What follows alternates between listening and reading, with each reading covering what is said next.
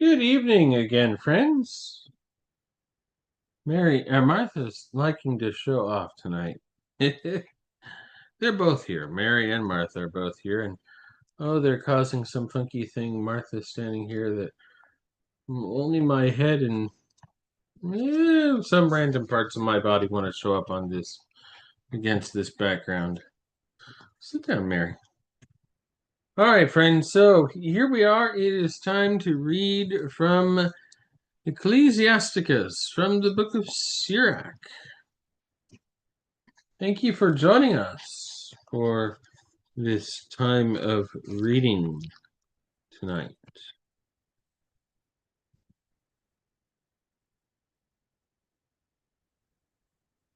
Here's the big picture of the book, and we are resuming at chapter 15, verse 11.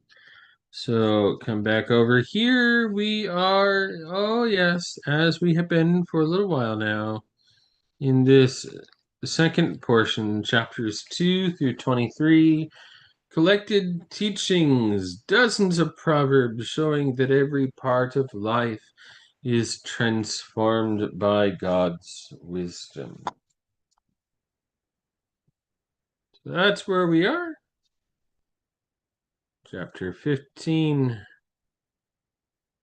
verse 11 being our starting point tonight. So let's go over here. I'll be reading from the Common English Bible in the left-hand column. You see the New Revised Standard Version updated edition in the right-hand column. We'll pull up our handy little timer here and move that over into this corner, and we'll read. Resuming at verse 11.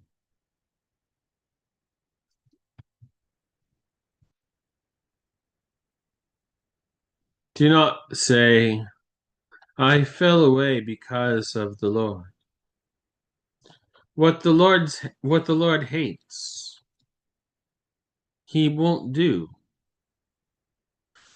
Don't say the Lord made me go astray. He has no use for sinful people. The Lord has hated every foul thing, and those who fear him have no love for such things. He created humanity at the beginning, and he left them to the power of their choices. If you choose to, you will keep the commandments and keep faith out of goodwill. He has put fire and water before you.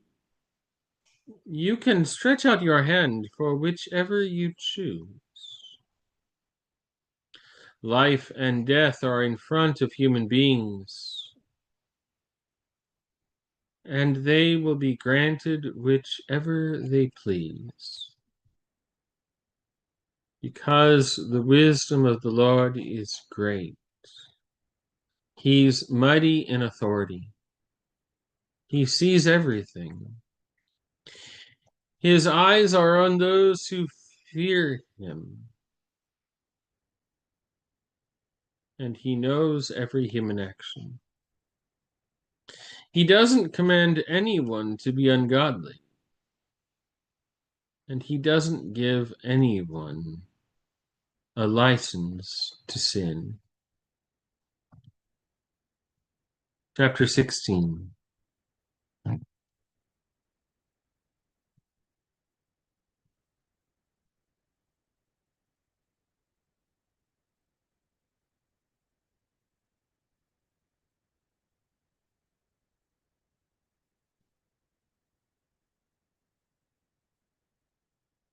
Don't wish for a multitude of worthless children. And don't be glad about sons and daughters if they are ungodly. If they have children, don't rejoice over them unless they respect the Lord. Don't be confident that they will live, and don't rely on their great number. One is better than 1,000, and it's better to die childless than to have ungodly children. A city will be populated through one intelligent person, but a tribe of lawless people can transform it into a desert. My eye has seen many such things, and my ear has heard more extraordinary matters than these. A fire will be kindled in an assembly of sinners, and wrath will flash forth in a disobedient nation. The Lord didn't seek reconciliation with the ancient giants who rebelled in their might. He didn't spare Lot's neighbors, whom he detested because of their arrogance. He showed no mercy to a nation doomed to destruction, on people who were driven off because of their sins. So also he showed no mercy to the 600,000 foot soldiers who gathered together in their stubbornness. Even if there was one stiff-necked person, it would be amazing if that one would go unpunished, because mercy and wrath are with him, the Lord who reconciles and who pours out wrath. His scrutiny is as severe as his mercy is abundant. He will judge people according to their deeds. A sinner won't escape with plunder, and the endurance of the godly will never fail. He will make allowance for every act of charity. Everyone will receive the just reward. Don't say, I'll be hidden from the Lord, and who from on high will call me to mind? Among a great many people, I'll never be recognized. For what am I in such a vast creation? Look at the heavens, indeed the highest heavens. The abyss and the earth will tremble at the Lord's visitation. All at once the mountains and the foundations of the earth will shake together, quaking when he looks upon them. The mind cannot even think about these things. Who can ponder his ways? Most of his deeds are hidden, like a hurricane that no one can see. Who will announce just actions? Or who will endure, since God's covenant is far off? Those who lack sense think this way. A foolish and misguided person thinks foolish things. Listen to me, my child. Gain knowledge and apply your mind to my words. I will disclose instruction accurately, and with precision I will declare knowledge. The Lord's work in creation existed from the beginning, and he defined their exact stations when he made them. He set their works in order forever and arranged their spheres of authority for as long as they last. They have never gotten hungry or grown weary, and they have never abandoned their tasks. None of them crowd out their neighbor, and none will ever disobey his word. Afterward, the Lord looked at the earth and filled it with his good things. He covered its surface with every living being and they return into it. Let's read a little bit more in these closing seconds. Start chapter 17.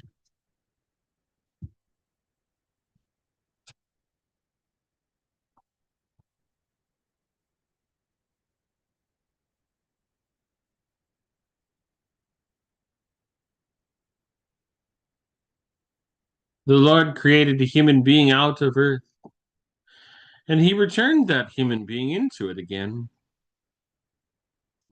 God gave human beings a set number of days and a fixed time, and he gave them authority over the things that are upon the earth. God endowed them with strength like his, and he made them according to his image. God made all living beings afraid of them, so that they might exercise dominion over the animals and birds. God gave them the capacity to plan, a tongue and eyes, ears and a mind for thinking. God filled them with common sense, and he showed them good things and bad. God put awe for him in their hearts, in order to show them the greatness of his works, so that they might tell of the magnificence of his works. They will praise his holy name.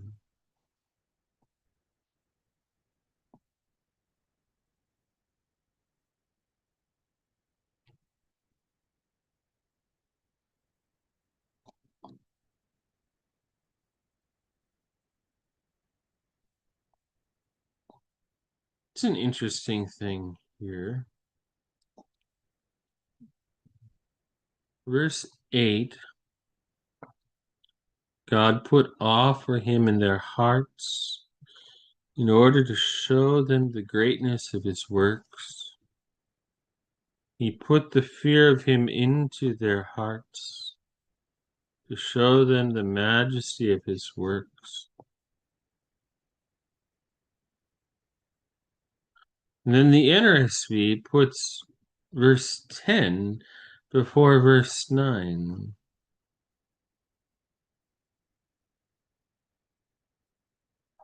And they will praise his holy name, to proclaim the grandeur of his works. As the Common English Bible says, so that they might tell of the magnificence of his works, they will praise his holy name. Interesting thing to see. Basically, the same thing is said,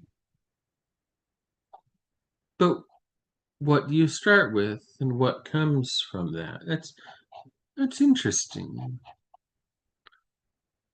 So that they might tell of the magnificence of his works, they will praise his holy name. He put the fear of him into their hearts to show them the majesty of his works. And they will praise his holy name to proclaim the grandeur of his works.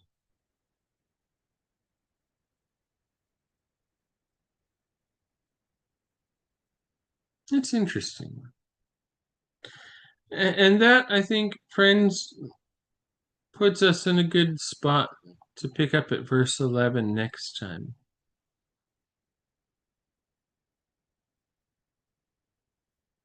We praise the works and the Holy One who does them, in whatever order we list them. Chapter 17, verse 11, that's where we'll pick up next time. Oh, look! All I need to do is change the chapter. Good evening, Mom. Good evening, Linda. Good evening, Anthony. Friends, thank you for reading with us tonight. Have a blessed evening. Peace be with you.